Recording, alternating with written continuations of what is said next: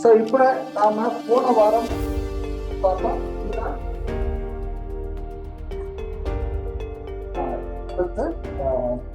சரி 12 verses வரைக்கும் படிச்சோம். ஸோ ஜஸ்ட் ஒரு ரிமைண்ட் போடலாமா? சரி, இப்போ அதுக்கு முன்னாடி நான் இங்க நம்முடைய சபைக்கு ஒசூர் சபைக்கு புதிதாக முதல் முறையாக வந்திருக்கக்கூடிய சகோதரர் ரமேஷ் அவர்கள் மற்றும் சகோதரி அஜித்தோட அம்மா மற்றும் அப்பா அவங்க அன்போடு கூட வரவேற்கிறோம். அது மட்டும் இல்லாம சகோதரி அஞ்சலி அவங்க வந்து இப்போ கோயம்புத்தூர்ல இருந்து இங்கே ஷிஃப்ட் ஆயிட்டாங்க. சந்தோஷம். அதே போல சகோதரி அஞ்சலி அவங்க கோயம்புத்தூர்ல இருந்து இங்க அத்திப்பட்டியில செஞ்சுட்டாங்க. அவங்களும் இந்த நம்மளோட கலந்துக்கோங்க. அவங்களையும் மேம்படுத்துறோம். சோ இப்ப நம்ம பார்க்கும்போது யூதா புத்தகம், யூதாவை எழுதுனது யாரு? அப்போஸ்தலனாகிய யூதா அப்படிங்கிறத பார்த்தோம். அந்த அப்போஸ்தலனாகிய யூதா யாரு? யாருடைய தம்பி? யாக்கோபுடைய தம்பி இல்லைங்களா? இன்னொரு யூதா அவர் யாருன்னு சொல்லியிருப்பாங்க, இயேசுவினுடைய சகோதரன் ஒருத்தர் சொல்லியிருப்பாங்க. இது எழுதப்பட்ட காலம் வந்து 65 இருந்து 80 இருந்திருக்கலாம் அப்படின்னு சொல்லி நம்ம பார்த்தோம். அது மட்டும் இல்லாம இந்த யூதா புஸ்தகத்துல அதிகமாக என்ன சொல்லப்பட்டிருக்கு அப்படின்னா எச்சரிப்பான வார்த்தைகள், எச்சரிப்பான காரியங்கள். அதாவது இது கிட்டத்தட்ட யூதா புத்தகம் பாத்தீங்கன்னா 65 புத்தகம் முன்னாடி இருக்கு. இன்னைக்கு 65வது புத்தகம். 66வது புத்தகம் என்ன? வெளிப்படுத்தின விசேஷம். சோ நம்ம இந்த வேதத்துல கூட பாத்தீங்கன்னா இந்த வரிசைகள் எப்படி அமைஞ்சிருக்குன்னா இங்க ஸ்கிரம்பிளிங்கா இருக்கு. இங்கே கொஞ்சம் அங்கே கொஞ்சம் மெட்டர்ல இருந்தாலும் சரிங்களா, இருந்தா கூட இந்த அதிகாரத்தினுடைய தொகுப்புகள் எப்படி இருக்குன்னு பாத்தீங்கன்னா யூதா வந்து ரொம்ப ஸ்ட்ராங்கான ஒரு புத்தகம். வெளிப்படுத்தின விசேஷத்தை விட கொஞ்சம் கம்மி அப்படி சொல்லலாம். வெளிப்படுத்தின விசேஷம் ரொம்ப ஸ்ட்ராங்கான புத்தகம், கரெக்டுங்களா? அந்த ஸ்ட்ராங் வைஸ் பாத்தீங்கன்னா ஆதியாகமம் ரொம்ப லைட்டா இருக்கும். ஆதி பூமியை படுத்தால் அப்படி ஆரம்பிச்சு, கரெக்டுங்களா? அப்படியே கொஞ்சம் கொஞ்சமா அந்த ஸ்டெப் பை போக போக போக நம்மளை வந்து எப்படி கொண்டு போனா ஒரு ஸ்ட்ராங்கான ஒரு போய் கடைசியில வெளிப்படுத்தின விசேஷங்கிறது எப்படி இருக்கும்? பயங்கர ஸ்ட்ராங்கா. சோ இந்த யூதால கூட நமக்கு நல்ல ஸ்ட்ராங்கான சில காரியங்கள் அங்க சொல்லப்பட்டிருக்கு அப்படிங்கிறத நம்ம பொறுத்து. இந்த யூதா புத்தகத்துல போன தடவை பார்த்தப்ப யார் யார் பேரெல்லாம் வந்தது? யாருடைய பேர்கள்லாம் இருந்துச்சு? ஏனோக்கு, பிளேயாம், பிளேயாம், அப்புறம் காயின், சரிங்க. அப்புறம் ஏனோக்கு, ஏனோக்கு சொன்னாங்க. அது இன்னும் சோதம் குமாரா, சோதம் குமாரா பட்டணங்களை பத்தி வந்துச்சு. அப்புறம் மிகாயலா, ஓகே. அப்புறம் சாத்தா, இது எல்லாத்துக்கும் மேல ஒண்ணு எப்போதுமே எல்லா இடத்துக்குமே வர ஒண்ணு இருக்கு.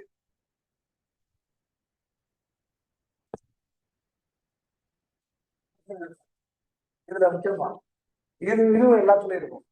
இஸ்ரேல் இல்லைங்களா? இஸ்ரேல் இல்லாத இடமே இருக்காது இல்லைங்களா? அது ஒண்ணு. சரி, சோ இதுல பார்க்கும்போது காயினை பத்தி சொல்லும் போது என்ன எச்சரிப்பு கொடுக்கப்பட்டுச்சாங்க?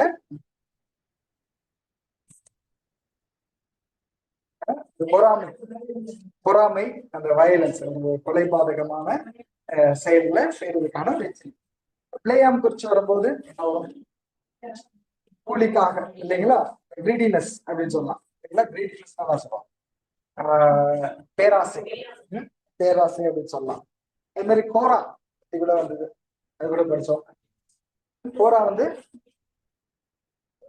அதாவது ஒரு டிவைன் அத்தாரிட்டிக்கு எதிராக ரிபலியேஷன், ரிபலியன் எதிராக பேசக்கூடிய ஒரு காரியம் பார்த்தோம். ஏனோக்கு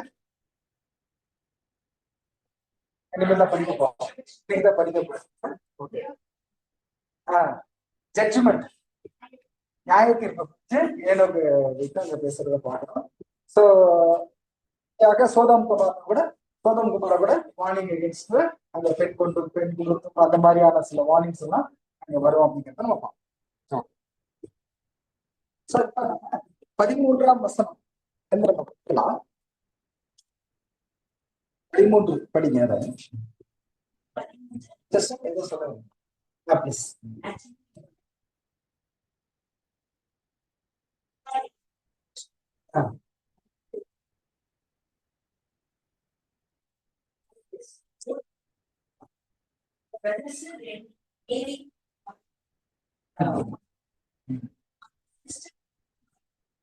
okay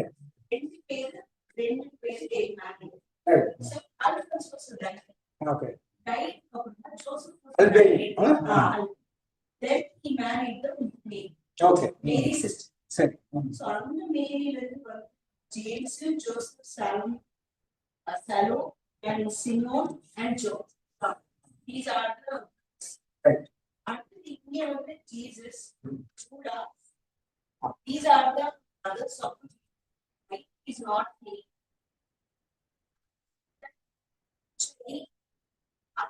He is not seeing, he is better. Okay. So after the first James only he saying. Okay. சரியான ஒரு பாயிண்ட்ஸ். இந்த மாதிரி எல்லாருமே சொன்னீங்கன்னா நல்லா இருக்கும். ஒவ்வொருத்தரும் அப்படியே படிச்சிருந்தா ஏன்னா மைண்ட் இருக்கும்.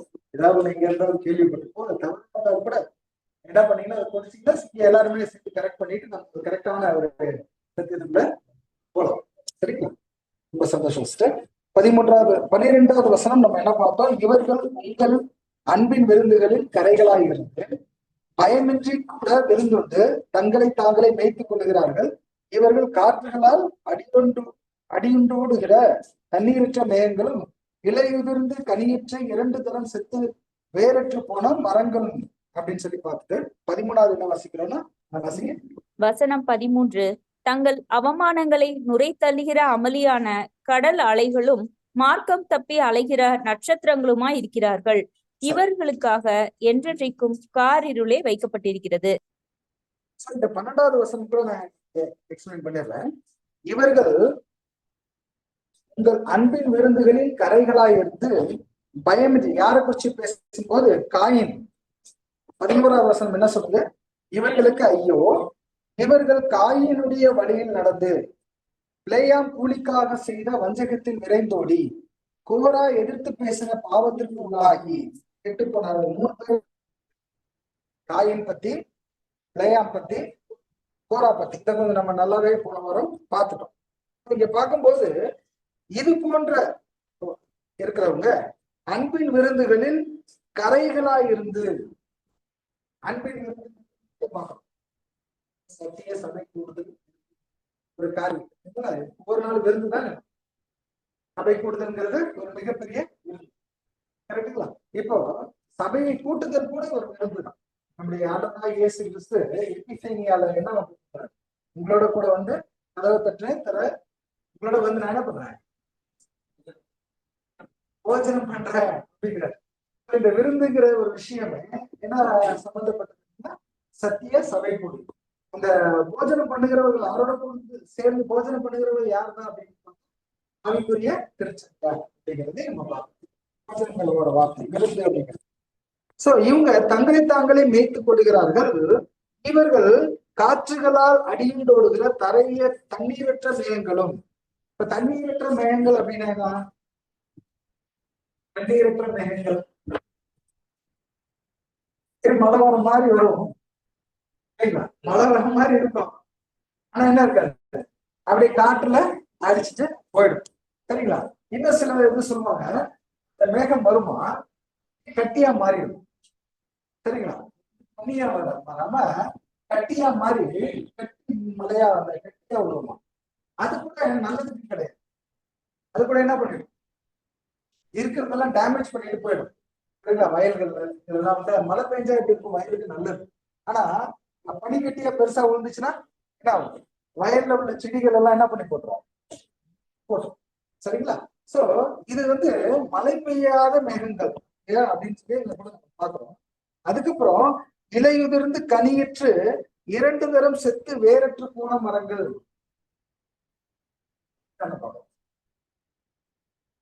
அதாவது ஒரு மரம் ஒரு தடவை செத்துருச்சு, மரம் 2வது தடவையும் சாகுதான் என்ன அர்த்தம்? சரிங்களா? அதுக்கு சரியான சாப்பாடு இல்லை, எல்லாம் இல்லை. ஒரு தடவை வந்துருச்சு, 2வது தடவை வந்துருச்சு, ஆனா செத்து போச்சு. மரம்ங்கிறது எதை அடையாளப்படுத்துது அப்படின்னா மனிதனை அடையாளப்படுத்து. எஸ்பெஷலி இங்க சொல்லும் போது இந்த புது சிருஷ்டிகளை கூட சொல்லலாம். புது சிருஷ்டிகள் புதுசா ஒரு தரம் மறிக்கிறது, 2 தரம் மறிக்கிறது. ஒரு தரம் மறிக்கிறதுன்னா என்ன? கிறிஸ்துவுக்குள்ளாக ஆதாமுக்குள்ளாக மறிப்பது புது சிருஷ்டியா வரும். கரெக்டுங்களா? புது சிருஷ்டியா வந்துட்டு பலன் தராம இலை உதிர்ந்து போய் அதுக்கப்புறம் 2ஆம் தரம் மறிக்கிறதுனா என்ன? நம்ம பார்க்கணும். சோ அதுக்கு முன்னாடி நம்ம பார்க்கும்போது இதை நாம இந்த வகுப்பார் யாரு பயமற்ற, தண்ணீரற்ற, கனியற்ற அப்படின்னு சொல்லி 3 காரியங்கள் நம்ம பார்க்கணும். அது பார்க்கும்போது இந்த பயமற்ற அப்படிங்கிறது டிரான்ஸ்லேஷன்ல என்ன சொன்னாங்கன்னா பயபக்தி அற்ற அப்படிங்கிறத சொன்னாங்க. பயமற்ற அப்படிங்கிறது எவ்வளவு விஷயத்துக்கு சம்பந்தப்பட்ட என்ன சொல்லுவாங்க? பயபக்தி அற்ற அப்படின்னு சொல்லி சொல்றாங்க. அப்படியே நம்ம இதுல 14வது வசனத்தை வாசிக்கலாம். வசனம் 14. ஆதாமுக்கு 7ஆம் தலைமுறையான ஏனோக்கும் இவர்களை குறித்து, இதோ எல்லோருக்கும் நியாய தீர்ப்பு கொடுக்கிறதற்கும் அவர்களில் அவபக்தியுள்ளவர்கள் யாவரும் அவபக்தியாய் செய்து வந்த சகல அவபக்தியான கிரியைகளின் நிமித்தமும். சரிங்களா? அப்படியே ஆரம்பிக்கிறார். இதனுடைய கண்டிஷன் இவர்களை குறிச்சு அங்க பேசுகிறத பாக்குறோம். ஆதாமுக்கு 7ஆம் தலைமுறையான ஏனோக்கும் அப்படிங்கிற வார்த்தை எங்க வந்திருக்கும்? ஆதியாகமத்துல வந்திருக்கும். கரெக்டுங்களா? ஏன் யூதாவை வருது?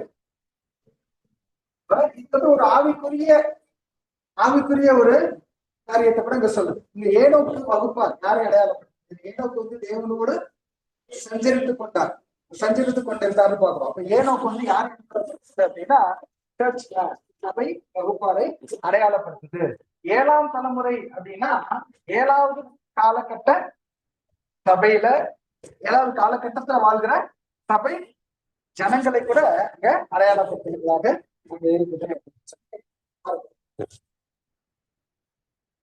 இங்க நம்ம பார்க்கும்போது சில பாயிண்ட்ஸ் மட்டும் நான் முக்கியமான மட்டும் சொல்லுவேன். நீங்க ஏதாவது இந்த பாயிண்ட்ஸ் ஆட் பண்ணணும்னா நீங்க தாராளமா கை தூக்கிட்டு காரியத்தை நீங்க சொல்லலாம்.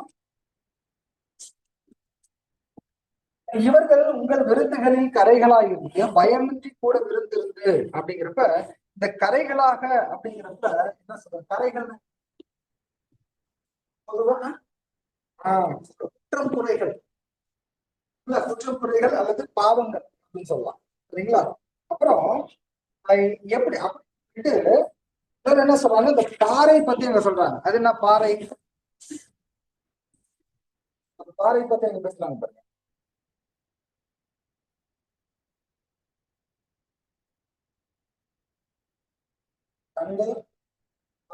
தங்கள் அடுத்த வருஷம் 13வது வருஷத்துல தங்கள் அவமானங்களை நுரைத்தல்கிற கடல் அலைகளும் அப்படிங்கிற ஒரு வார்த்தை. அவமானங்களை நுரைத்தல்கிற அப்படியான கடல் அலை பாத்தீங்களா? இப்ப அந்த நுரை என்ன பண்ணும்? கடல்ல அலை வரும்போது இந்த நுரை தள்ளிட்டு அப்படியே வரும். பெருசா அந்த அலை வரும். கடைசியில அது என்னத்தை தள்ளிட்டு போகும்? நுரையதான் தள்ளிட்டு போகும். குப்பையை நுரையும் அந்த நுரை கூட பார்த்தா பெருசா அப்படியே தெரியும். ஆனா காத்து உள்ளாரு ஒண்ணுமே இருக்காது. ஒண்ணுமே பிரோஜனமே இல்லாத நாங்க இருக்கோம் அப்படிங்கிற ஒரு காரியத்தை பாக்குறோம். அதே போல மார்க்கம் தப்பி அலைகிற நட்சத்திரங்களுமாய் இருக்கிறார்கள் அப்படிங்கிற ஒரு வார்த்தையும் சொல்றாங்க. இதுக்கு யாருக்காவது விளக்கம் சொல்ல முடியுமா? மார்க்கம் தப்பி அலைகிற நட்சத்திரங்கள் யாராவது சொல்ல முடியுமா? சொல்லுங்க.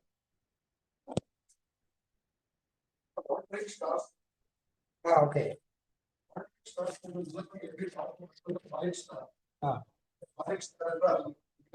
Yes.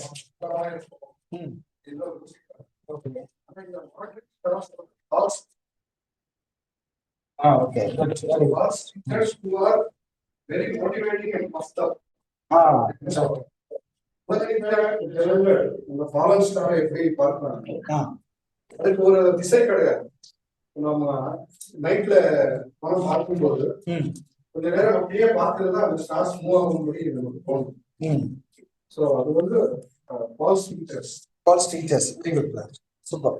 நீங்க அந்த கமெண்ட் கூட வச்சுக்கலாம் இல்லைங்களா? கமெண்ட் வச்சுட்டு பாத்தீங்கன்னா சொல்லலாம். சிஸ்டர் நீங்க சொல்லுங்க. they are not more steady. Okay.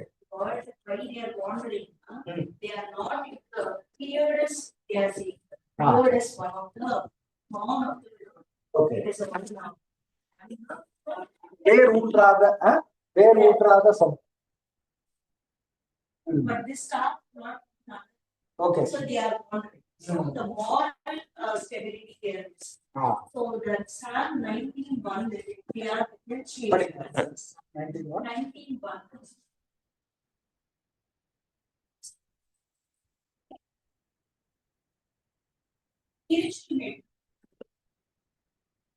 What which is going to represent other things. Okay. Meters which is moderate star, they represent other things. Yes. And especially the spiritual meters which is going to be the long moving. நம்ம படிக்கிற வசனங்கள்லாம் பார்க்கும்போது leads towards something இல்லைங்களா? எங்கேயோ ஒரு இடத்துக்கு ரொம்ப ஆபத்தான ஒரு இடத்துக்கு நோக்கியே அப்படின்னா என்ன? செகண்ட் இரண்டாம் மரணம் ஒரு காரியம் பாருங்க. நமக்கு முன்னாடி, அதாவது மனுஷனுக்கு முன்னாடி என்ன வைக்கப்பட்டிருக்கு அப்படின்னா ஆதாம் நாளுக்கான மரணம். எல்லாருமே எதை நோக்கி பயணம் பண்றாங்க? இந்த மரணத்தை நோக்கி, முதல் மரணத்தை நோக்கி பயணம் பண்றாங்க. உங்களுக்கு என்ன இருக்கு? மீண்டும் விடுதலை இருக்கு. ஏன்னா அந்த இரண்டாம் மரணம் அப்படிங்கிற ஒரு காரியம் இருக்கிற வரைக்கும், வர வரைக்கும் அவங்களுக்கு அந்த இடத்துல பயணம் இருக்கு. ஆனா இந்த ஒரு விஷயத்துக்கு இந்த நமக்கு ஏன்னா இப்ப ஸ்ட்ரைட்டாவே என்னதான் நெக்ஸ்ட் இருக்குதான் முன்னாடி செகண்ட் தான் நமக்கு முன்னாடி நிறைய இல்லைங்களா? ஆல்ரெடி என்ன ஆயிடுச்சு? முதல் மரணம் ஆயிடுச்சு. இப்ப அப்படிங்கிற ஒரு காரியம் ஒரு வேலை நடந்துருச்சு இருந்துச்சு அப்படின்னு சொன்னா என்ன ஆயிடுச்சு நமக்கு? செகண்ட் இல்ல. இப்ப இந்த ஜெனிபித்தல் அப்படிங்கிற விஷயத்துல நிறைய பாடம், அது ஒரு பாடம், பெரிய பாடமா இருக்கு.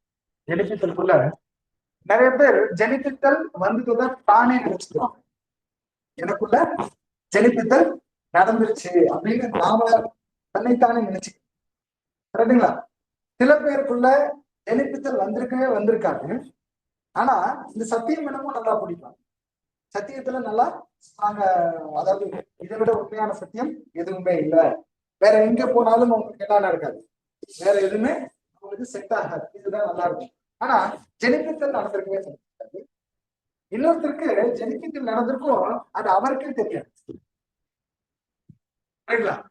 அது எப்படி அப்படின்னா, இந்த திரள் கூட்ட உறுப்பார் என்ன பண்ணுவாங்க, தனக்குள்ள ஜெனிபித்தல் நடந்த ஒரு விஷயத்த உணர்வு இல்லாம அவங்க என்ன பண்ணிட்டு இருப்பாங்க, அந்த ஜெனிபித்தலுக்குரிய காரியமே செய்யாம அவங்க தெரியாம எதை நோக்கி போயிட்டு இருப்பாங்க, மரணத்துக்குள்ள போயிட்டே இருப்பாங்க. சில பேருக்கு ஜெனிபித்தல் நடந்தது அவங்களுக்கும் தெரியும், தேவனுக்கும் தெரியும். கரெக்டுங்களா? அவங்களுக்கும் தெரிஞ்சு தேவனுக்கும் தெரிஞ்சவங்க அவங்க உண்மையான ஒரு ஓட்டத்துக்குள்ள ஓடுறதுக்கு பல பாடுகள், கஷ்டங்கள் எல்லாமே அவங்களுக்கு எப்படிதான் போட்டுருக்குன்னா, வாழ்க்கையில நம்ம மாம்சத்திற்கான காரியங்கள் நெகட்டிவ்லயே போகும், எடுத்துக்கிட்டே போகும், முன்னாடியே எடுத்துட்டு போகும். ஆனா ஆவிக்குரிய வாழ்க்கை எங்க போயிட்டு ஃபார்வர்ட்ல போயிட்டே இருக்கும். சரிங்களா? அவங்க எது மட்டும் போலோபஸ்ன்னு நினைக்கிறார். போலோபஸ்ல என்ன பண்ணிட்டு இருந்தாருங்க, அவர் எவ்வளவு பெரிய சொத்து பத்து எல்லாத்தையும் விட்டுட்டு எல்லாமே அற்ப குப்பை என்று எண்ணிட்டு எங்க வந்தாரு, சத்தியத்துக்குள்ளாக வந்து அந்த சத்தியத்துக்கான ஊழியம் செய்து அவர் அதுக்காக எதை வேணா இலக்கத்துக்கு ரெடியா இருந்தார், முன்னேறிட்டே இருந்தார். முன்னேறிட்டே இருந்தார். அந்த ஆவிக்குரிய வளர்ச்சியில ஜெனிபித்தல தான் பார்த்து கொண்டு அந்த அரிசி போடுவதற்காக அவர் ஓடிட்டே அப்படி போனார். நீங்க எல்லாம் நெகட்டிவ் ஆயிடுச்சு. ஆனா ஏதாவது அவருக்கு கடைசி குறை இருந்துச்சா அப்படின்னா அது இல்லை. இந்த ஜெனிபித்தல் ஆனதை அவர் காத்து கொள்றதுக்கும் அவர் அந்த பரிசு பெறுவதற்குமான எல்லா சப்போர்ட்டும் என்ன பண்ணாரு, எதுலையுமே அவரு கண்ணு போயிடுச்சு. சரிங்களா? கண்ணு போயிடுச்சு. கேட்டாரு, கண்ணு கொடுங்க, கண்ணை கொடுங்க, கண்ணை கொடுங்க 3 தடவை கேட்டாரு, நடக்கல. அப்ப இந்த கண்ண தேவன் சொன்னாரு ஒரு வார்த்தை, அருமையான ஒரு வார்த்தை, உன் பலவீனத்துல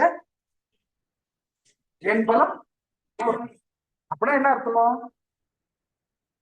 நீ ஒரு குருட, கரெக்டுங்களா? நீ அநேகருடைய கண்களை திறக்க போற. கரெக்டா? இதை இப்படி கவிதையா நம்ம எடுத்துக்கிட்டா மாத்திக்கிட்டா அப்படி பண்ணிக்கலாமா? நீ ஒரு குருட, உனக்கு குருடாயிடுச்சு, உன்னை அனைவருடைய கண்ணுல திறக்க போற அப்படிங்கிறத நம்ம எடுத்துக்கோமா? தெரிஞ்சாரா இல்லைங்களா?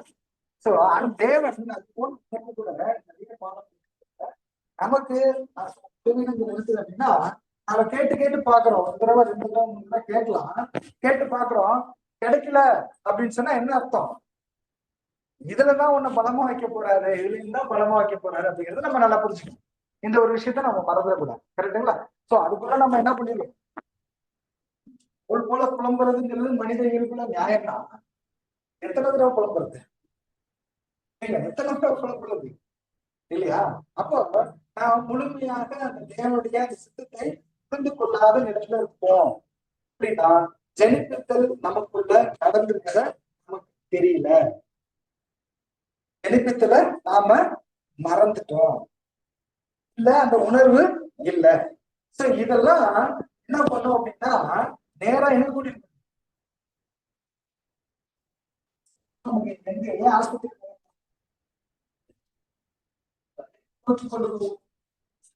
ஒரு சின்ன காயம், ஏதோ ஒரு சின்ன முள்ளு குத்திருச்சு, சரிங்களா?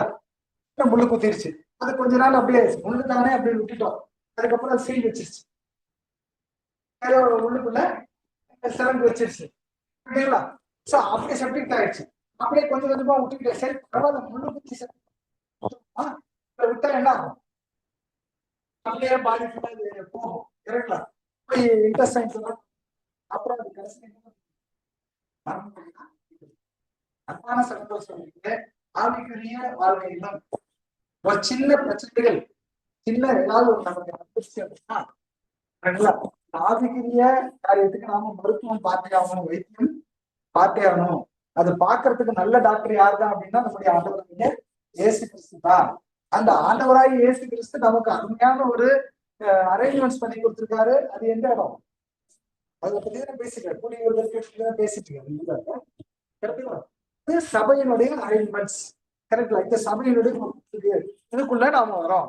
இதுக்குள்ள வரும்போது இங்க நம்ம கூட யார் உட்கார்ந்து இருக்காருன்னு நமக்கு வசனம் இருக்கு. யார் இருக்கா? 2 பேர் நம்ம கூட இருக்கிறாங்க, சரிங்க? எங்க 2 பேர் 3 பேர் இருந்துட்டாலே, நீங்க வந்துட்டாலே என்ன அர்த்தம்? 2 பேர் 3 பேர் கூடிய நாமத்தினாலே ஜெபிக்கிறீர்களோ, அங்கே அவங்க மத்திக்கிட்ட நான் இருக்கிறேன் அப்படின்னு சொன்ன 2 பேர் இங்க வந்துட்டாலே யார் வந்துடலாம்? இது புரியாது. முழுமையாக பார்க்கும்போது 2 பேர் 3 பேர் இருந்தாலும் அந்த ஒன்னஸோட இருந்தீங்கன்னா, உண்மையான அர்த்தம் என்ன அப்படின்னா, அந்த ஒரு சிந்தையோட இங்க இருந்தீங்கன்னா நானு கூட இருக்கிறேன் அப்படிங்கிறது அர்த்தம். அப்போ நமக்கு அருமையான ஒரு ஏற்பாடுகள் அவர் தான் பண்ணித்தராரு. இந்த மாதிரி அரேஞ்ச்மெண்ட்ஸ் மூலமாக, இந்த மாதிரி 7ஆம் எழுத்துக்கள் மூலமாக நமக்கு எவ்வளவோ ஏற்பாடுகள் பண்ணி கொடுத்தாரு. அதை நாம் சரியாக கடைபிடிக்க வேண்டும் அப்படிங்கிறது பார்க்கிறோம். நம்மளுடைய ஜெனிப்பித்தல நாம் நல்லபடியாக உணரணும் அப்படின்னு நம்ம பார்க்கிறோம். சரிங்களா? சரி, 15ஆம்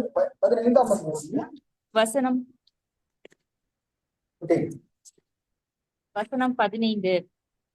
தமக்கு விரோதமாய் அவபக்தியுள்ள பாவிகள் பேசின கடின வார்த்தைகள் எல்லாவற்றின் நிமித்தமும் அவர்களை கண்டிக்கிறதற்கும் 1000 தமது பரிசுத்தவான்களோடும் கூட கர்த்தர் வருகிறார் என்று முன்னறிவித்தான்.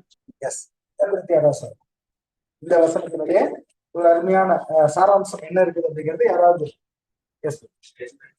ஜட்ஜ்மெண்ட். ஓகே, இந்த இடத்துல 1000 அப்படின்றது multiplication of thousands, 1,44,000. 1000 அப்படின்னு வரும்போது என்ன வருது? 144,000. கரெக்ட்ங்களா? 144,000. ஓகே, சொல்லுங்க. One is 10,000, 10 of 1,000. 10 of 1,000. Okay. 2 ways they are saying. Apo given coming with the holy ones in 1978 convention. Okay. In that convention, they mentioned that as he came at, he will be coming at. Then holy ones resurrection 1878 will start. And second advent in 1874 start agudhu. 144 will be coming. That is half the chance. So in that convention, wrongly they have made it 1,000 to 1,000. They did not understood properly. Yeah. But the resurrection after the convention, they understood that 144 will be coming. Yes. In that conclusion, they are given. And the 14th and 15th verse is continues, brother. Actually, seventh one, they are saying seventh generation. Enoch. Enoch, Adam to Enoch, if you see the seventh generation, Yes. they are saying the church class. And as present, they are saying as a Jesus. Adam was a human race father. And the second Adam is a Jesus Christ, resurrected Lord. So that he is saying about the 10,000 and 1,000.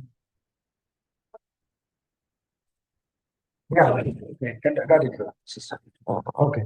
So இப்ப பார்க்கும்போது ஆயிரமான அப்படிங்கிறது எல்லாருமே அதை எடுத்துக்கிறாங்க. Search class அப்படிங்கிறதுல இந்த மாதம் அவர் 1874 வந்துட்டார் அப்படிங்கிறது நம்மளுடைய இதுல படிக்கிறோம் இல்லைங்களா. 1874 வந்துட்டார் அப்படின்னா ஆயிரமான தூதர்களோடு அப்படின்னா யாரு பார்த்துக்கோ சர்ச் கிளாஸ் அவங்களோட தான் சேர்ந்து வந்தாரா ஒரு கொஸ்டின் நீங்க நிறைய பேர் வைக்கிறாங்க. சரிங்களா. சகோதரி கூட சராசரி அர்த்தம் 1874 வரும்போது ஆயிரமான வந்துட்டாரா அப்படின்னா கண்டிப்பாக இல்லை. அவர் வந்து ஆயிரமான தூதரை எடுத்து தன் கூட சேர்த்துக்கிறதுக்கு தான் அவர் என்ன பண்ணார் 1874 இங்க வந்தார். சரிங்களா. வந்துட்டு அந்த ஒரு 3.5 வருஷ காலம் அப்ப எப்ப வருது 1878. சரிங்களா. அது எதுல பாக்குறோம் இந்த எசேக்கியேல் டெம்பிள், சாலமன் டெம்பிள் இதுல எல்லாமே அந்த லிங்க் பார்ப்போம். அந்த 3.5 வருஷம் ஆகஸ்ட் டைம் பீரியட் அது நம்ம பார்ப்போம். இப்படியாக பார்த்துட்டு 28 அது வரைக்கும் மறித்தவர்கள் முதலாவது உயிர் தருவார்கள் அப்படிங்கிற அந்த வசனத்துடைய ஃபர்ஸ்ட் பார்ட் கம்ப்ளீட் ஆகுது. அந்த வசனத்துடைய அடுத்த பார்ட் இனிமேல் உயிரோடு இருக்கும் நாமும். சரிங்களா. உயிரோடு இருக்கும் நாமும் ஒரு நிமிஷத்துல ஒரு இமைப்படுதல மறுரூபமாக அப்படிங்கிற அந்த செயலும் என்னாவது அப்பையிலிருந்து ஸ்டார்ட் ஆகி அது எப்ப முடியுதோ இந்த ஆயிரமான தூதர்கள் கம்ப்ளீட் ஆகிடலாம் அப்படின்னா இது ஒரு அடையாள பாஷையாக நம்ம பார்க்கும்போது இந்த வசனம் எது சொல்லுதுன்னா எல்லாரும் கம்ப்ளீட் ஆனதுக்கு அப்புறம் வரக்கூடிய அந்த அப்போகலிப்சிஸ் சொல்லலாம். அதுதான் நம்ம இதுல பிரிச்சு படிக்கிறதுக்கு பரோஷியா, எபிஃபேனியா, அப்போகலிப்சிஸ் அப்படின்னு வச்சிருப்போம். பிரிச்சு புரிஞ்சுக்கிறதுக்காக பரோஷியா 1874 அவர் மட்டும் என்ன பண்றாரு தனியா வந்து எபிஃபேனியால என்ன பண்றாரு அப்படின்னா அவரோட கூட பங்கு இது பண்ணி ஆயத்தப்படுத்துறாரு எல்லாத்தையும். அப்போகலிப்ஸ் அப்படிங்கிறது என்ன அப்படின்னா கம்ப்ளீட்டா முடிச்சிட்டு இந்த உலகத்துக்கு நியாயமான தீர்ப்பு கொடுக்கறதுக்கு வராது. நியாய தீர்ப்புனா புரியுதா? நியாயமான தீர்ப்பு. என்ன நியாயமான தீர்ப்பு கொடுக்க முடியும்? எஸ், நியாயமான தீர்ப்பு. அருமையான வார்த்தை. நியாய தீர்ப்பு பயம் இல்லை. நியாயமான தீர்ப்பு அப்படின்னா இவ்வளவு நாள் இந்த உலகத்து ஜனங்கள் தேவனே ஏன் தீர்ப்பு அனுபவித்தீர்னு கேட்டுட்டாங்க பார்த்தீங்களா? நியாயமான கேள்வியா இல்லையா? நம்ம பேசிக்ல படிக்கலாம். அந்த கேள்விக்கெல்லாம் விடை கிடைக்கும். சரிங்களா. எல்லாத்துக்கும் விடை கிடைக்கிற ஒரு காலம் என்ன ஒரு காலம் சரிங்களா. அது எப்பதான் நடக்கும் அப்படின்னா 7ஆம் கடவுள் சபையின் எல்லாமே 7 தான் கடைசி இல்லைங்களா. 7ஆம் காலகட்டத்தினுடைய சபையினுடைய அந்த தூதர்கள் அப்படின்றது சபை ஜனங்கள். இனிமேல் எல்லாருக்குமே சொல்ல கூட என்னதான் சத்தியம் தான். ஆனா என்ன மாதிரி சொல்லக்கூடாதுன்னா இப்ப நமக்கு பேசிட்டு இருக்க மாதிரி ஓமைகளாகவும் தீர்க்க தரிசனங்களாகவும் மறைமுகமா நம்ம ஒரு விஷயத்த புரிஞ்சுக்கிறதுனால எவ்வளவு ஆராய்ச்சி இல்லைங்களா. அது என்ன சொன்னோம், ரெட்டில் மேல பசில் மேல பசில் வச்சு நம்ம கண்டுபிடிச்சா அந்த மாதிரி எல்லாம் இல்லாம நேரா இதை செய்யாத சரிங்களா. அயன் ரூல் அப்படின்னு சொல்றோம்ல, அயன் ரூல் அப்படின்னு கேஸ்ட் அயன் ரூல் இப்பவே வந்து எல்லாரும் நினைச்சுட்டு கடினமா நடத்துவது எல்டர்ஸ் இதுல படிக்கிறோம். அயன் ரூல் அப்படிங்கிறது என்னன்னா இதை செய்யாது நேர்மையான அப்படின்னு பாக்குறோம். அப்ப ஒருத்தரை இந்த அயன் ரூல் என்ன பண்ணும் அப்படின்னா தவறு செய்ய விடாது. புரிஞ்சுக்கலாம். நன்மை செய்யறதுக்கு அவங்களுக்கு அலோவ் பண்ணும். நன்மை செய்யாட்டா கூட அவங்களுக்கு 100 வருஷம் டைம் இருக்கு. ஒருத்தருக்கு எவ்வளவு டைம் இருக்கு? 100 வருஷம் டைம் இருக்கு. அந்த 100 வருஷம் வரைக்கும் அவங்க என்ன பண்ணலாம்? நன்மை செய்யாம இருந்தா கூட செஞ்சு பழகி 100 வருஷத்துல என்ன பண்ணிடலாம்? அவங்க கத்துக்கிட்டு முழுமையாக அந்த தீர்ப்புக்குள்ள வரலாம். நல்ல ஒரு நியாயமான நித்திய ஜீவன் அப்படிங்கிற ஒரு காரியம் கிடைக்கும். ஆனா தீமை செய்ய முற்பட்டால் இந்த அயனூல் என்ன பண்ணும்? செய்ய விடாது. கரெக்டுங்களா? ஏன்னா உங்களுக்கு இப்ப இருக்கிற இந்த அமைப்புகள் சாத்தான் என்ன கொண்டிருப்பாங்க, சாத்தான் கட்டப்படுதல் அப்படிங்கிற ஒரு காரியத்தை பார்ப்போம். சரிங்களா? Binding of Satan. Binding of Satan அப்படிங்கிறத விட நம்ம என்ன சொல்லலாம், பைண்டிங் ஆஃப் டிராகன் சொல்லலாமா? பைண்டிங் ஆஃப் டிராகன் அப்படின்னா இந்த அரசியல் அமைப்பு, இந்த மதம் இதெல்லாம் அழிஞ்சிரும். எல்லாமே அழிஞ்சா அவங்களுக்கு வேற ஆப்ஷன் இருக்காது. உங்களுக்கு அது என்ன வருது, எப்பா இந்த மதத்துக்கு போயிருந்தா ஏதோ கஷ்டம், இது தப்பு. கடைசியா பார்த்தா ரோமன் கத்தோலிக்க அந்த பேசமை மற்றும் மக்கள் புராட்டஸ்டன்ட் அமைப்புகள், பெரிய அமைப்புகள், அவங்க என்னதான் பண்றாங்க, எல்லாமே தப்பு பண்றாங்க. எல்லாத்தையும் போட்டு அடிச்சு முடிச்சுட்டு கரெக்டுங்களா? கவர்மெண்டே என்ன பண்ணணும்னா அந்த டைம்ல கவர்மெண்ட் அப்படிங்கிற ஒரு எப்படி யாருடைய ஆளுகை கீழே வந்து பாக்குறோம், கிறிஸ்துவ மற்றும் சபையினுடைய ஆளுகை கீழே வந்து முழுவதுமாக ஒரு அருமையான ரூல் போடப்படும். ஒருத்தர் போய் ஒருவேளை எப்படி இருக்கலாம் அப்படின்னு நினைச்சா ஒரு சிலுவை ஒரு போய் கும்பிடணும். அங்க ஆல்ரெடி என்ன நடந்திருக்கும் அப்படின்னா அந்த சிலுவையின் உபதேசம் உங்களுக்கு சொல்லப்பட்டிருக்கும். இப்ப பார்ப்பாங்க இந்த கிராஸ் ஒண்ணு முக்கியம் இல்ல, ஆனா அதுல சொல்லப்பட்ட அந்த கிராஸ்ல என்ன நடந்துச்சு அப்படிங்கிற விஷயம் தான் நமக்கு முக்கியம் அப்படின்னு அங்க சொல்லி ஆல்ரெடி இந்த அருமகத்தனோட யுத்தம் இந்த காரியங்கள் எல்லாம் வரும்போது மக்களோட புரட்சி ஒண்ணு இருக்கும் இல்லையா, அதுல இந்த சிலுவையெல்லாம் உழைச்சுக்கிற கோயில்ல இருக்க சிலைகள் மற்ற இதெல்லாம் கூட என்ன பண்ணிடுவாங்க, அவங்க உடச்சு போட்டுருவாங்க. கரெக்டா? அப்ப இந்த கோயில்ல என்னவா ஆயிரம் பார்ப்போம். யோசுவால என்ன நடந்துச்சு, என்ன பண்ணிட்டாரு யோசுவா, எல்லாத்தையும் டாய்லெட் ஆக்கிட்டாரு. கரெக்டுங்களா? டாய்லெட் ஆக்கிட்டாரு அப்படின்னா என்னன்னா அது ஒரு லீஸ்ட் கன்சிடர். கரெக்டுங்களா? வந்து வெறுத்து ஒரு டாய்லெட் எல்லாரும் என்ன பண்ணுவாங்க, வெறுத்து ஒதுக்குற ஒரு மனுஷனுக்கு பிடிக்காத ஒரு விஷயம் ஒரு அருவருப்பான ஒண்ணுதானே. இது போன்ற காரியங்கள் என்ன சுத்தமா ஒருவேளை எங்க சீட்டுக்கு இதுல உதவி சொன்னா நாங்க வந்து வாட்டர் ட்ரீட்மெண்ட் அருமையான அமைப்புகளோட கட்டியிருப்பாங்க. சரிங்களா? இதுக்கு சொல்றேன். இந்த ஒரு ஆயிரமான தூதர்களோடு வருவது வந்து சரிங்களா? இது நம்ம புரிஞ்சுக்கலாம். வசனம் 16. இவர்கள் முறுமுறுக்கிறவர்களும் முறையிடுகிறவர்களும் தங்கள் இச்சையின்படி நடக்கிறவர்களுமாய் இருக்கிறார்கள்.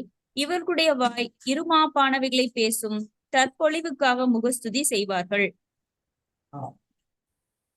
இதை குறித்து யாராவது சொல்றீங்களா? கமெண்ட். வசனத்தை குறித்து யாராவது?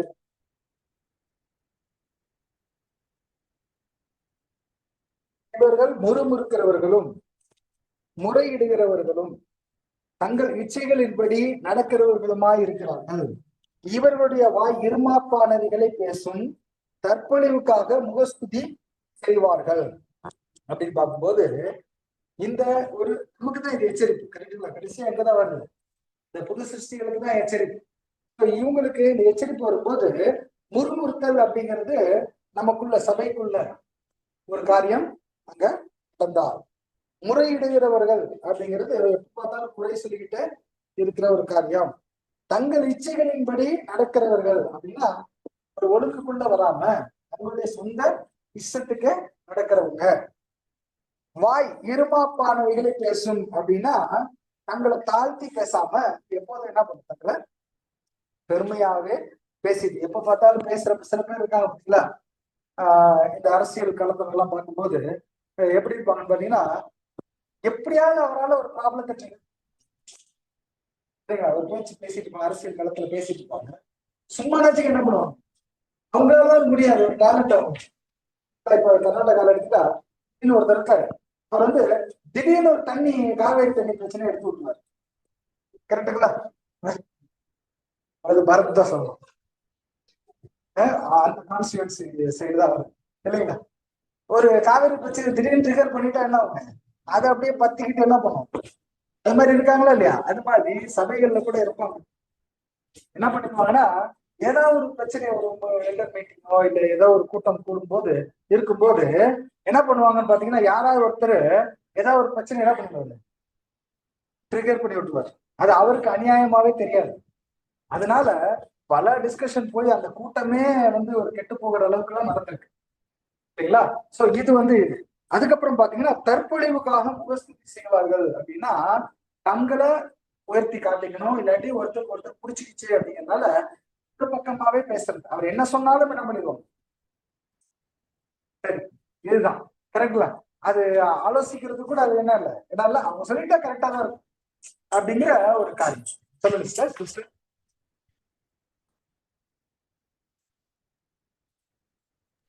Moses, when he is leading them, he also they have done this month, but he doesn't know the heart.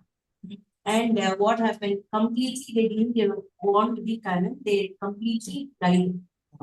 And the same thing, sometimes Moses was represent our Jesus. Yes. We are self-heart, we know very well. If we are murmuring, then it also will be leads to our second and first. Like either we are chosen to become as a church members. If you are murmuring, we can be as a great company, or we can be in the second. That is in our hand. We say ungodly things we should avoid. That is the point he is giving. Exactly. So, example, எகிப்துல இருந்து ஜனங்கள் என்ன பண்ணாங்க, இஸ்ரேலுக்கு வனாந்திர பயணத்துல வந்துட்டாங்க. வந்ததுக்கு அப்புறமும் வந்தாச்சு, எப்பேற்பட்ட ஒரு கஷ்டத்துல இருந்து வந்தாங்கன்னு அவங்க மறந்துருக்கவே மாட்டாங்க. எல்லாம் கதறி எழுதாங்க இல்லைங்களா. எல்லாம் கதறி எழுதுனால தேவன் என்ன பண்ணாரு, மோசேவாங்க கூப்பிட்டு எங்க ஜனங்க சத்தம் என் காதுல கேட்டுச்சு, நீ போய் என்ன பண்ணிடு போயிட்டு கொண்டு வா அப்படின்னு சொல்லிட்டாரு. கரெக்டுங்களா. வந்த ஜனங்க ஓடி எப்படி அவங்கள பண்ணாரு அப்படின்னா, செருப்பு போட்டுக்கோ, இடுப்புல கச்சை கட்டிக்கோ, குச்சியை வச்சுக்கோ, ரைட்டா, ரத்தத்தை வாசல்ல தடவு இல்லைங்களா, வேக வேகமா புசி, கசப்பான கீரையோட சுட்ட மாம்சத்தோடு என்ன பண்ண வேக வேகமா புசி. மறந்துருக்க முடியாது, இப்போ வரைக்கும் அவங்க மறக்கல அந்த ஈவெண்ட்ட, அந்த ஒரு பாஸ் ஓவர் அப்படிங்கிற ஒரு காரியத்தை அவங்ககிட்ட முத்திர குத்தி நீ காலகாலத்துக்கு என்ன பண்ணும் கரெக்டா கடைபிடிக்கணும்னு செஞ்சு வச்சு அந்த ஒரு கட்டளை பெற்ற ஒரு முக்கியமான ஒரு ஈவெண்ட். அதை மறந்துருக்கவே முடியாதவங்க. அப்படி இருந்தும் வனாந்தரத்துல வந்து எங்களுக்கு வெங்காயம் கிடைச்சிச்சு, கூட்டு கிடைச்சிச்சு இல்லைங்களா அப்படின்னு சொல்லி கேட்டாங்க இல்லைங்களா. வெள்ளரிக்காய் கிடைச்சதான் கரெக்டா, இது கிடைச்சது எங்களுக்கு, இங்க வந்து என்ன கிடைக்குது, அற்பமான இந்த மண்ணா தான் கிடைக்குது. அப்போ அற்பமா போயிடுச்சு. மண்ணா எப்படி கிடைக்குது, தேவ தூதர்கள் இவங்களுக்காக தேவதூதர்களுடைய உணவுன்னு பாக்குறோம் இல்லையா. அப்ப தேவதூதர்கள் அது தெரியும் இல்லையா எல்லாருக்கும். தேவதூதர்களுடைய உணவுனா என்ன தெரியாது. தேவதூதர்களுடைய உணவுனா தேவதூதர்கள் அதுதான் சாப்பிட்டு இருந்தாங்களா, தேவதூதர்கள் அதையே சாப்பிட்டு இருந்தாங்க. தேவ தூதர்களால் தயாரிக்கப்பட்டவங்க. கரெக்டா. ஆனந்த பவன் ஹோட்டல் சாப்பாடு மாதிரி. ஆனா ஆனந்த பவன் ஹோட்டல் சாப்பாடு என்ன, விளைஞ்சது வேற எங்கேயோ தான். கரெக்டா, தானியம் விளைஞ்சதும் பர்ச்சேஸ் பண்ண வேற எங்கேயோ தான். ஆனா என்ன பண்ணாங்க, ப்ரிப்பேர் பண்ணி சமைச்சு கொடுத்தாங்க. கரெக்டுங்களா.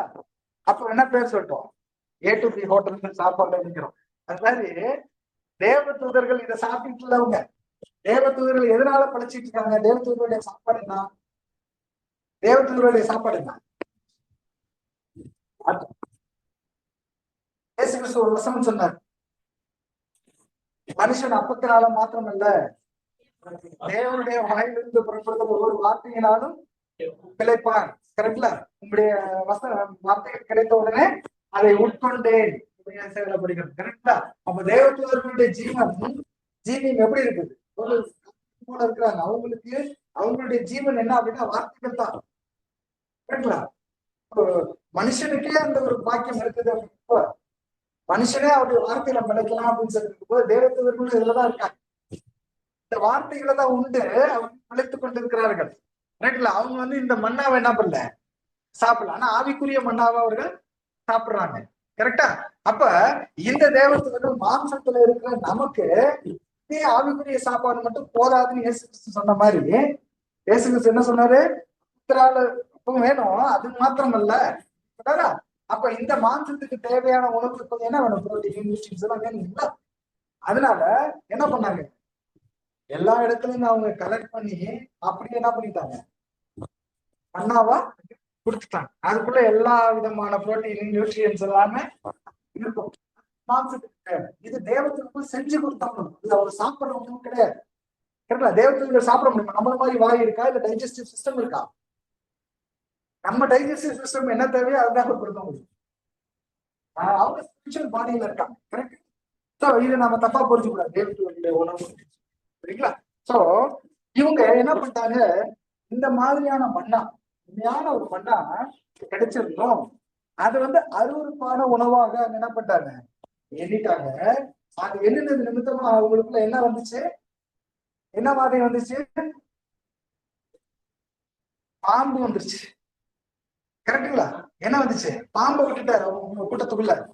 பாம்பு விட்டோட அப்பதான் என்ன பண்றாரு, நீங்க பாம்பு கடிச்சு பிழைக்கணும்னு நினைச்சீங்கன்னா எதை பார்க்கணும், பெண்களை சர்பத்தை பார்க்கணும். அது வெண்கல சர்பம் யார் அடையாளப்படுத்துது அப்படின்னா ஈடுபடி. கரெக்டுங்களா? இயேசு கிறிஸ்துடைய ஈடுபடியை அடையாளப்படுத்து. அதுக்குள்ள இயேசு கிறிஸ்து ஈடுபடி. ஏன்னா இயேசு கிறிஸ்து நம்ம ஒரு வார்த்தை போட்டோம்னா அது ஒரு சிலை, ஒரு இது வந்துடும், விக்கிரக காரியம் போல அது வந்துடும். கரெக்டா? அதுக்குள்ள யார் தான் இருக்கிறாரு, இயேசு கிறிஸ்து இருக்கிறாரு. ஆனா ரேன்சம் அவருடைய ஈடுபடியை பார்க்கணுங்களா?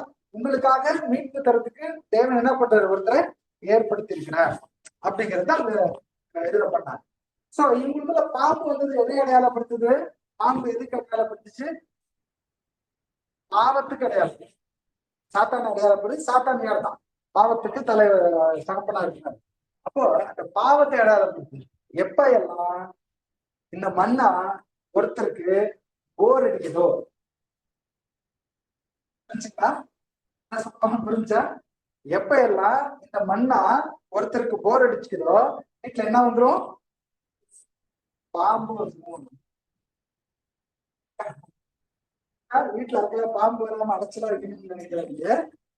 இந்த ஆவிக்குரிய உணவு சபைக்கு கூடி வருதல், சரிங்களா? சபை கூடி வருதல், இந்த சத்திய பகிர்தல், கரெக்டுங்களா? இதுதானே அர்த்தம். ஒரு சபையா தானே அவங்க கூடி வந்திருக்கிறாங்க, சபை சபையா கூடி வந்திருக்காங்க. அவங்களுக்கு அந்த மண்ணா ஒருவேளை பிடிக்காம போயிடுச்சு, இல்ல போர் அடிச்சுது, இதை சாப்பிடறதுக்கு எங்களுக்கு வெங்காயம் வேணும், எங்களுக்கு வெள்ளரிக்காய் வேணும், எங்களுக்கு பூண்டு வேணும் அப்படின்னு நினைப்பு வந்துச்சுன்னா என்ன வந்துருச்சுன்னு அர்த்தம், பாவம் வந்துருச்சு, பாம்பு வந்துருச்சு. கரெக்டுங்களா? இப்ப பாம்பு வந்துருச்சுன்னா உடனே நாம் எதை நினைக்கணும் அப்படின்னா, அவர் நமக்காக கொடுத்த ஈடுபடியை நினைக்கணும். ரேன்சம் படிக்கலாம், திரும்பவும் போய் ரேன்சம் சப்ஜெக்ட் படிக்கலாம். புரிஞ்சுங்களா? நமக்காக ரேன்சம் சப்ஜெக்ட் நம்ம பார்த்த பேசிக்ல சப்ஜெக்ட் பார்த்த ஒரு சப்ஜெக்ட் 2 சப்ஜெக்ட் இல்ல. ரேன்சம் சப்ஜெக்ட் எடுக்கணும்னா அதுவே ஒரு டேபர்னாக்கிள் கிளாஸ் 1 வருஷம் இருக்கும். இவ்வளவு பெரிய டாபிக் அது, சரிங்களா? ஸோ அந்த ரேன்சம்குள்ள போனோம், அந்த ஈடுபடி கொடுத்தது நம்ம பார்க்கணும். பார்த்தோம்னா ஒருவேளை ரசம் ஒருவேளை நமக்குள்ள ஜாஸ்தியா ஏறாம போயிருந்துச்சு, நம்ம மறிக்கிறதுக்கு முன்னாடி பார்த்தோம் அப்படின்னா என்ன பண்ணிக்கலாம், இதுதான் அந்த இவங்க அந்த முறுமுறுத்தார்கள், முகஸ்துதி பார்த்தார்கள் அப்படிங்கிறதெல்லாம் பார்க்கணும். பெருமையானவர்களை பேச அப்படிங்கிறதெல்லாம் நம்ம பார்க்கணும். ஓகே, அடுத்த வசனம் படிக்கலாம். வசனம் 17. நீங்களோ பிரியமானவர்களே, நம்முடைய கர்த்தராகிய இயேசு கிறிஸ்துவின் அப்போஸ்தலரால் முன் சொல்லப்பட்ட வார்த்தைகளை நினைவு கூறுங்கள். கடைசி காலத்திலே தங்கள் துன்மார்க்கமான இச்சையின்படி நடக்கிற பரியாசக்காரர் தோன்றுவார்கள் என்று உங்களுக்கு சொன்னார்களே, இவர்கள் பிரிந்து போகிறவர்களும் ஜென்ம சுபாவத்தாரும் ஆவி இல்லாதவர்களும் ஆமே. பார்க்கும்போது இதுல ஏதாவது கமெண்ட் கொடுக்குறீங்களா? Verse is talking about 2 Peter 3rd chapter, 3rd and 4th verse. Yes. It's talking about the mockers. Peter the nominal Christians, the consecrated, the world. In the moon பத்தி தான் is discussed. But Judah brotherhood. Brotherhoodல ஒரு time pride வந்துச்சுன்னா, the consecrated, after the consecrated, they will be going to the second. So that's a comparison between the Peter and the Judah. Yes. Oh. சொல்றீங்களா? Commentary அங்க பார்க்கும்போது என்ன சொல்றாருன்னா,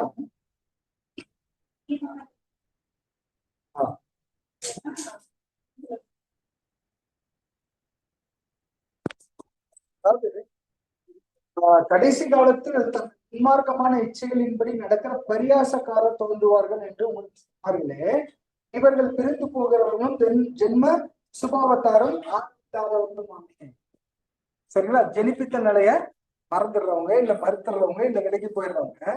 இதை பிரிந்து போகிறவர்கள் அப்படின்னு சொல்லும் போது பார்க்கும்போது அது நம்முடைய இந்த இருள் காலத்துல கூட பார்த்தோம்.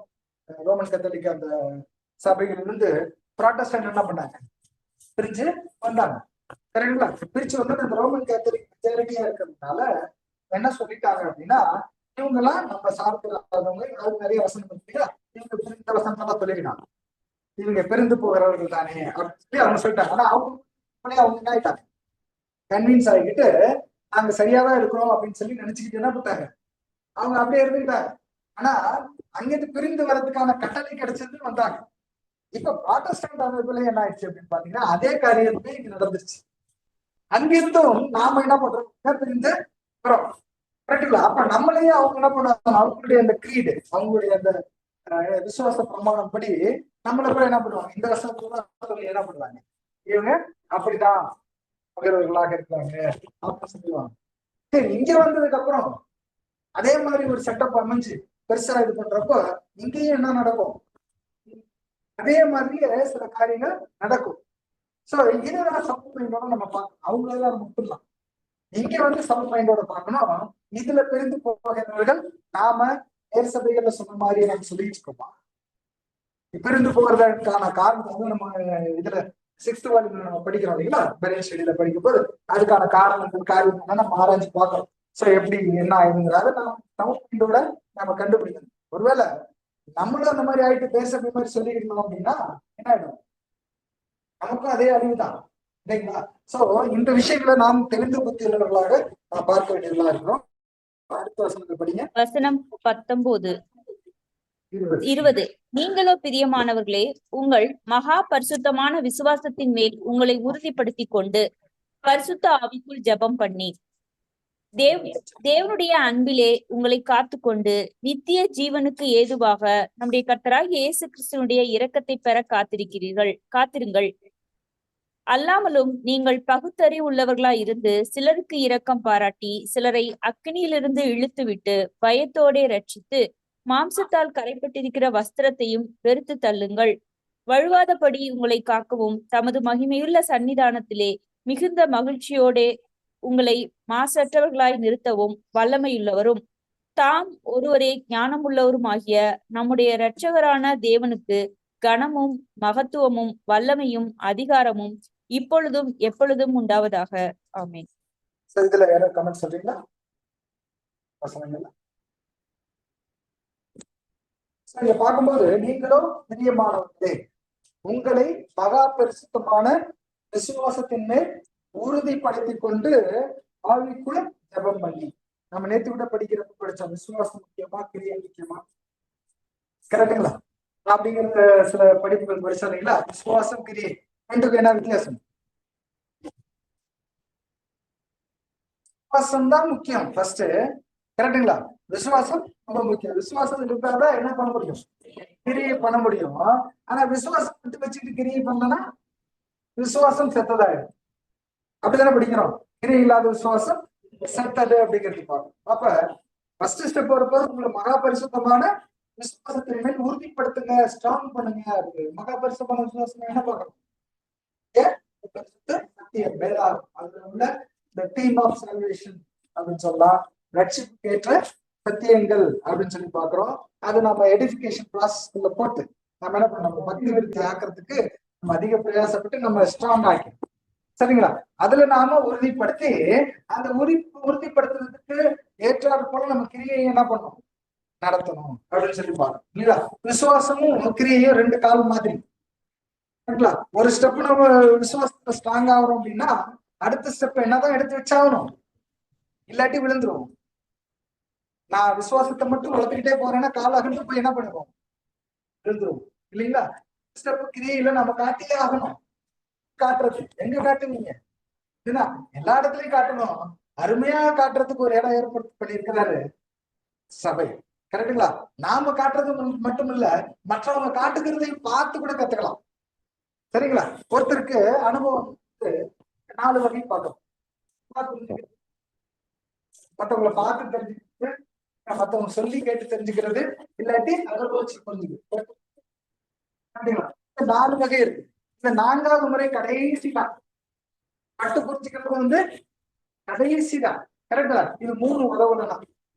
இது 3லயும் நம்ம கீழ்படிக்கலாம். இது கீழ்படியாமைக்கான ஒரு தண்டனை தான் புரிஞ்சுக்கிறதுன்னு சொல்லலாம்.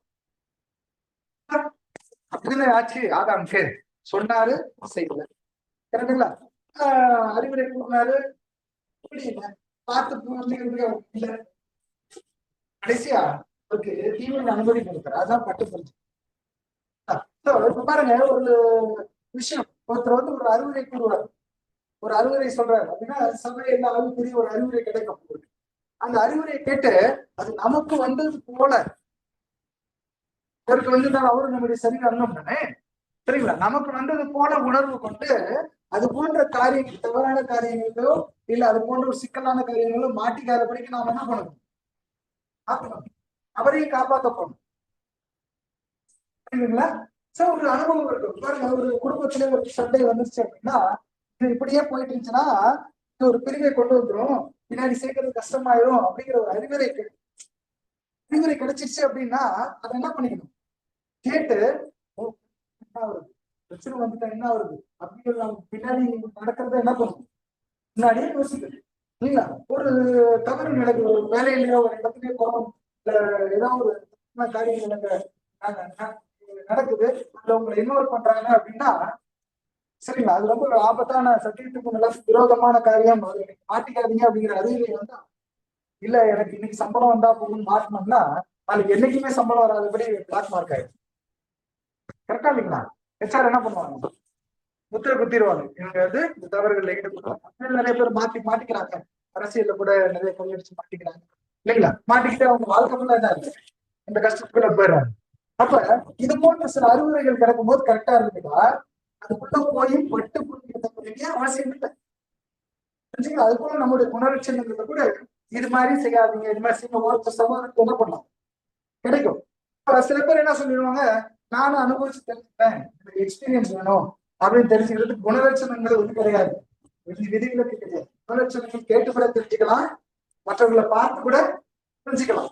சரிங்களா? போய் பட்டு தெரிஞ்சுக்கிட்டா அது வந்து தீமையின் அனுமதி. அதுக்கப்புறம் எல்லாத்தையும் இழந்து போய் கரெக்டுங்களா, ஐயோ மீண்டு வந்தா பரவாயில்லையே அப்படின்ட்டு இப்ப நாம் ஓடி கரெக்டுங்களா, ஆறாமுக்குள்ள பிறந்த சந்ததிகள் எல்லாமே ஒரு துன்பத்துக்குள்ள போய் விடிவு காலம் கிடைக்காதா அப்படிங்கிற ஒரு ஏக்கத்திலேயே எல்லாரும் வாழ்ந்துட்டு இருக்காங்க தானே. தேவனுடைய கிருபை நாம ஏதோ வந்துட்டோம். இதுல வந்ததுனால நமக்கு வெளிச்சம் தெரியுது, விசுவாசம்னா என்னன்னு தெரியுது, நாளைக்கு ராஜ்ய ஆசீர்வாதங்கள் நமக்கு தெரியுது. மற்றவர்களுக்கு தெரியாத போது அவர்கள் என்ன நிலையில இருக்காங்க, என்ன நடக்க போகுது, நாளைக்கு என்ன நடக்க போகுது, எனக்கு என்ன ஃபியூச்சர் என்ன அப்படின்னு கற்பனை கோட்டையெல்லாம் கட்டி நான் ஆத்மாவை அலைவீங்க, இது அலைவீங்க, அது அலைவீங்க, பல சாத்தானுடைய சில தவறான உபதேசம் வந்து உலகத்துல பால் பண்ணிட்டு கேட்டீங்களா. ரொம்ப சகோதர சகோதரிகளே, இதுல நாம வந்து என்ன பண்ணோம் அப்படின்னா, நாம மகா பரிசுத்தமான விசுவாசத்தின் மேல் உறுதிப்படுத்திக் கொண்டு ஆவியிலே ஜெபம் பண்ணி அப்படிங்கிற ஒரு காரியத்தை நம்ம பேசிக்கல சிம்பிளா தான் படிச்சிருப்போம். கேரக்டரிஸ்டிக் நம்ம ஆவணம் சொல்லுங்க. For example, Noah, they are saying that he was constantly, he was growth in the sanctification. So on the sanctification 1 years, he was, when he was doing the complete voyage, he was continuously, he was protecting his holiness. And for the same thing, he is instructing us to have the ability to be holiest faith person. So இதுக்காக நம்ம கண்டிப்பா pray பண்ணணும். எதுக்காக pray பண்ணணும்னா to get the Holy Spirit. To have this Holy Spirit, in the Holy Spirit we have to pray. So that is the one, you should not leave the Holy Spirit. Always you should be constant growth in sanctification. That's the point. Yes. இப்ப நாம என்ன பண்ணோம், நம்ம வளர்ச்சிக்குள்ளான அது நம்மளை அன்பிலே காத்துக்கொண்டு நித்திய ஜீவனுக்கு ஏதுவாக நம்முடைய கர்த்தராகிய இயேசு கிறிஸ்துவின் பெற காத்திருந்தது. என்னது அந்த பிரைஸ் இல்லைங்களா, அவருடைய மெர்சி. அதை வந்து பெறுகிறதுக்கு நீங்க காத்திருங்க. மெர்சினா தான் அருமையான அந்த பரிசு.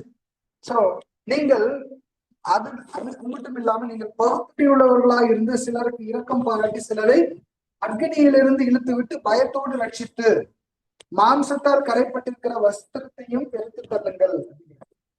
இதுல பார்க்கும்போது சிலருக்கு இரக்கம் பாராட்டணும். நம்ம எங்க சகோதர சகோதரிகள் மத்தியில அவங்களை காப்பாற்றணும், சிலரை அக்னியிலிருந்து காப்பாற்றணும். சரிங்களா, அக்னி எது அவங்க அடிச்சு போட்டோம். அது போல சில சகோதர சகோதரிகள் இந்த ஒரு அக்னிக்குள்ள போகும்போது கேக்குறீங்களா, இது வந்து ரொம்ப ஜாக்கிரதை. அக்னியோட விளையாடுற போது ரொம்ப தெளிந்த புத்தியா இருக்கணும். அதுதான் சொல்லணும், நீங்கள் அறிவு உள்ளவர்களா இருந்தீங்கன்னா சவுண்ட் மைண்ட். புரியுதுங்களா, சவுண்ட் மைண்ட். இப்ப உங்களுக்கே ஒருத்தர் வந்து தண்ணியில விழுந்துட்டார் அப்படின்னா நீச்சல் தெரிஞ்சவங்க தான் தண்ணியில இறங்கணும். அதான் கரெக்டுங்களா, நீச்சல் தெரிஞ்சவங்க தான் தண்ணியில இறங்கணும். இல்லாட்டி நீச்சல் தெரிஞ்சவங்களை கூப்பிடுறதுக்கு துரிதமா செயல்படணும். கரெக்டா, அதே போல அக்னியிலிருந்து ஒருத்தரை காப்பாற்றணும் அப்படின்னா அந்த அக்னி என்ன பண்ணும், பரவும். கரெக்டுங்களா, நம்ம வஸ்திரத்து மேலையும் பற்றும். சரிங்களா, அப்ப அந்த அக்னியில இருந்து ஒருத்தரை காப்பாற்றும் போது நாம் ரொம்ப ஜாக்கிரதையா இருக்கணும். அந்த அக்னி என்ன பண்ணிடக்கூடாது, நம்ம மேல பற்றக்கூடாது. புரிஞ்சுதுங்களா, நாமளும் அழிந்து போகாது. அப்படின்னா ஒருத்தர் ரொம்ப மோசமான ஒரு நிலைமையில இருக்கிறார் அப்படிங்கிறப்ப அவரை காப்பாத்துறதுக்கு நம்ம இரக்கம் இருக்கணும். ஆனாலும் நாம் தெளிந்த புத்தி உள்ளவர்களாக பகுத்தறிவுள்ளவர்களாக இருக்கணும். அப்படின்னா நான் சவுண்ட் மைண்ட் தெளிந்த புத்தி உள்ளவர்களாக சொல்லணும். ஒருவேளை உங்களால முடியாது, நீங்களா அக்னியில மாட்டிக்கிங்கன்னா பக்கத்துல போகாதீங்க. புரிஞ்சுங்களா, நிறைய பேர் அது மாதிரி இருப்பாங்க. அதை நீங்க ஜாக்கிரதையாக தெரிந்த அவங்கள அவங்களுக்கு மேல இரக்கம் பாராட்டணும். இரக்கம் பாராட்டுவது எப்படி பாராட்டணும்னா, என்னால முடியல பிரதர், புரியுதுங்களா, என்னால முடியல அப்படின்னா அக்னிய நீக்கிறதுக்கு ஜாக்கிரதையா நீக்கிறதுக்கு தெரிஞ்சவங்க சில பேர் இருக்காங்கன்னா அவங்களோட சஜஷன் சொல்லி காப்பாற்றுவாங்க. புரிஞ்சுதுங்களா, ஆனா நம்ம மேல பத்துக்கிற மாதிரி நம்ம என்ன பண்ணிக்கூடாது, அத ஒரு டேஞ்சரஸா செய்யக்கூடாது. அப்படின்னா நாம் இன்னும் அந்த முதிர்ச்சிக்குள்ளாக இன்னும் போகலன்னு அர்த்தம். புரியுதுங்களா, நமக்கு இன்னும் நீச்சல் தெரியலன்னு அர்த்தம். நாம இன்னும் அந்த பக்குவப்படலை அப்படின்றது அர்த்தம். நாமும் பக்குவப்படணும், வளரணும். அந்த ஒரு சூழ்நிலையில ஒருத்தர் நம்மளை விட டேஞ்சரா ஒருத்தர் போயிட்டு இருக்காரு, நம்மளால காப்பாற்ற முடியாத அளவுக்கு டேஞ்சரா போயிட்டு நம்மளால முடிச்சா காப்பாற்றலாம். இல்லாட்டி காப்பாற்றத்தக்கவர்களே, நீச்சல் தெரிஞ்சவங்களே இல்ல ஃபயர் ட்ரெஸ் போட்டுக்கவங்கள சொன்னோம்னா ஃபயர் ட்ரெஸ் போட்டுட்டு வரவங்கள நம்ம என்ன பண்ணலாம். ஏன்னா அந்த ஃபயர் ட்ரெஸ் போட்டிருக்கிறவர் என்ன பண்ணிருப்பாருன்னா ஆல்ரெடி பல அக்னிகளை பார்த்திருப்பாரு. கரெக்டுங்களா, இந்த அக்னியை இது பண்றதுக்கு அந்த ஃபயர் ட்ரெஸ் ரொம்ப முக்கியம் அப்படிங்கிறது புரியும். ஏன்னா வேற ஒண்ணும் இல்லை, பேசியில சொன்ன அந்த எதிரில சொன்ன இது காரியம் இந்த ட்ரெஸ்ஸஸ் தான். கரெக்டுங்களா, ஃபயர் ப்ரூஃப் ட்ரெஸ் அப்படின்னு சொன்னாரு இல்லைங்களா. இடுப்புல கச்சை நான் என்ன பாத சத்தியம் என்ற கச்சையை கட்டிக்கிட்டேன் இல்லைங்களா, அதுதான் படிக்கிறாங்க. அது மாதிரியான ட்ரெஸ். சோ வலுவாதபடி உங்களை காக்கவும் தமது மகிமையுள்ள சன்னிதானத்தில் மிகுந்த மகிழ்ச்சியோட உங்களை மாசற்ற வல்லமை உள்ளவரும் தாம் ஒருவரை ஞானம் உள்ளவரும் நம்முடைய இரட்சகரான தேவனுக்கு கனமும் மகிமையும் மகத்துவமும் வல்லமையும் அதிகாரமும் எப்பொழுதும் உண்டாவதாக. இதுல எந்த மாற்றமும் இல்லை. எப்பொழுதுமே நம்முடைய தேவனுக்கு கனமும் வல்லமை மகிமை சதா காலங்களிலும் என்ன பண்ணும், அது இருக்கதான் செய்யும், உண்டாகலாம். கரெக்டுங்களா, சோ அந்த உண்டாக்குதலுக்குள்ள நாம் பங்குதாரர்கள் ஆனோம் அப்படின்னா நாம் உண்மையிலுமே அவரை ஒரு கனப்படுத்துறோம், மகிமைப்படுத்துறோம், அவரை நாம் என்ன பண்றோம், மகத்துவப்படுத்துறோம், வல்லமை அவரை வல்லமையை புகழ்றோம் அப்படின்னு சொல்லலாம். சரிங்களா, ஏன் நாம சபையாகணும், நாம ஏன் சபையாகணும், ஏன் அந்த விருப்பத்துல ஓடணும்.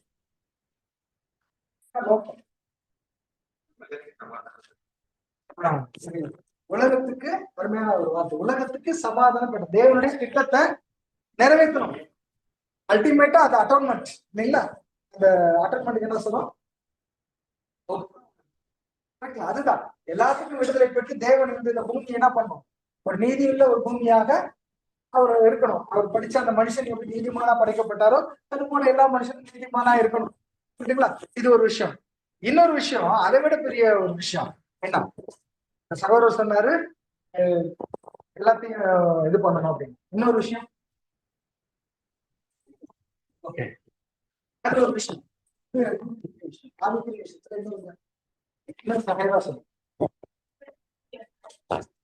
தேவ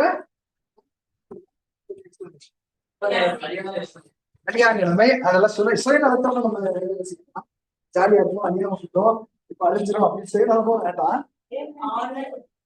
தேவனை பயன்படுத்துறது இதெல்லாம் வந்து இருக்குன்னா வரலாம்.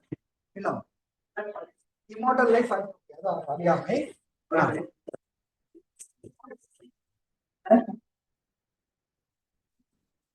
கடைசி வசனத்துல இருக்கு அது.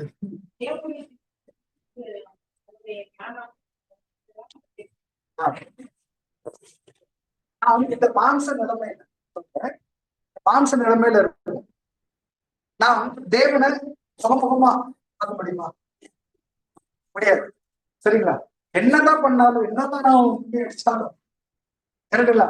நம்மளால தேவனை நம்ம பிரெயின் கெப்பாசிட்டி எவ்வளவு இருக்கோ சின்ன பிரெயின் இல்லைங்களா, இந்த பிரெயின் கெப்பாசிட்டிக்கு மேல நம்ம யோசிக்க முடியாது. அவர் எப்படி இருக்காரு? ஒருவரே ஞானம் உள்ளவரா இருக்காரு. நம்மளால ஒண்ணுமே கிடையாது. அவர் ஒருவரே ஞானம் உள்ளவருமாகிய நம்முடைய ரட்சகரான தேவன் கனமும் உள்ளவரா இருக்கார். கரெக்டுங்களா?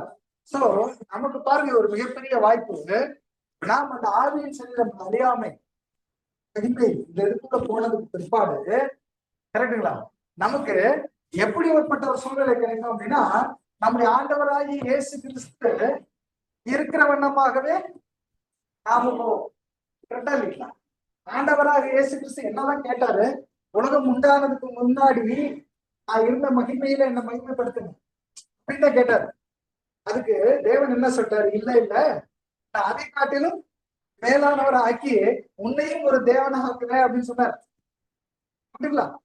உன்னையும் ஒரு தேவன் ஆக்குறேன்னு சொல்லிட்டு, ஆனாலும் நான் வந்து எல்லாரிலும் பெரியவரா இருப்பேன் அப்படின்னு சொல்லிட்டார். கரெக்டுங்களா? அந்த உன்னையும் ஒரு தேவன் ஆக்குறேன் அப்படின்னு சொல்ல அந்த நிலைமை எப்படிப்பட்ட நிலை அப்படின்னா, நம்முடைய பிதாவாகிய தேவனுக்கு ஏற்ற நிலைமை. சரிங்களா? சர்வ வல்லமையை வாங்கிட்டார். அந்த சர்வ வல்லமை வாங்கின நிலைமையில இருக்கிற ஒருத்தர் கூட சரீர அங்கமா போயிட்டா நமக்கும் என்ன இருக்குது? அந்த வல்லமையோட அதுவும் வல்லமையோட தேவனை சிந்திக்கிறதும் அவருடைய ஞானத்தை புரிஞ்சுக்கிறதும் எவ்வளவு பெரிய விஷயமா இருக்கும் இல்ல. இப்ப என்னதான் இருந்தாலும் நம்ம இயேசு கிறிஸ்து புரிஞ்சுக்கிற மாதிரி புரிஞ்சுக்க முடியுமா? அவருடைய திட்டத்தை முடியுமா? இப்போ இந்த ஒரு நிலையில முடியுமா? முடியாது. கரெக்டுங்களா? அப்ப அவரோட சரீர அங்கம் ஆயிட்டோம்னா புரிஞ்சுக்க முடியுமா? கண்டிப்பாக.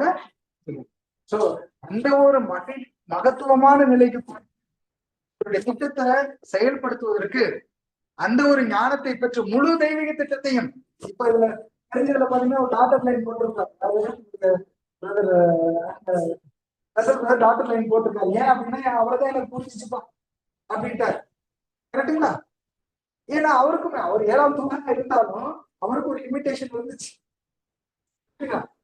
நமக்கும் அந்த லிமிடேஷன் தான் இருக்கு. இன்ன வரைக்கும் நம்மளால முடியுமா? கண்டுபிடிக்க முடியுமா? முடியல. எவ்வளவோ கால கணக்கு போடுறது எப்படி முடிச்சு கணக்கு போட்டாலும் முடியல. ஆனா முடிஞ்சதுக்கு அப்புறம் தெரியும் தெரிஞ்ச மாதிரி சில விஷயங்கள். அது போல நம்ம அந்த மகத்தின் ஒரு மிகப்பெரிய ஒரு அவருடைய அந்த நிலைமைக்கு நம்ம போய் அவரை துதிக்கும் போது சரியான 100% அந்த என்ன சொல்ல சப்மிஷன் சொல்லலாம் இல்லைங்களா? சோ இதுதான் இதுல உள்ள ஒரு சில பாடங்கள். இதுக்கு நீங்க எல்லாம் தயாராகிக்கோங்க. இன்னும் ஆழமான காரியங்கள் இருக்கு. யூதாங்கிற புத்தகம் உங்களுக்கு எல்லாம் கொடுக்கப்பட்டிருக்கு இல்லைங்களா? யூதா புத்தகம், இந்த புத்தகத்தை நீங்க படிச்சு பாத்தீங்கன்னா இன்னும் ஆழமான காரியங்கள் நீங்க சிறப்பான காரியங்கள் நிறைய இருக்குது. ஏன்னா எல்லாத்தையும் சொல்ல முடியாது. இதோட ஒரு நீங்க தயார் நிலையில வந்துட்டு யூத் மீட்டிங்ல இதெல்லாமே எப்படி பண்ண போறாங்க அப்படின்னா ஒரு ஆக்டிவிட்டியோட பண்ணுவோம். அப்படி பண்ணும்போது நமக்கு ரொம்ப உற்சாகம் இருக்கும். நல்ல யூத் மீட்டிங் யாரும் மிஸ் பண்ணிட வேண்டாம். இந்த படிக்கிறதை யாரும் மிஸ் பண்ணிட வேண்டாம். யூத் மீட்டிங் மிஸ் பண்ணா கூட படிக்கிறத மிஸ் பண்ணிடுவாங்க. தேவன் தாமே உங்களோட கிட்ட வாசனம் ஆமென்.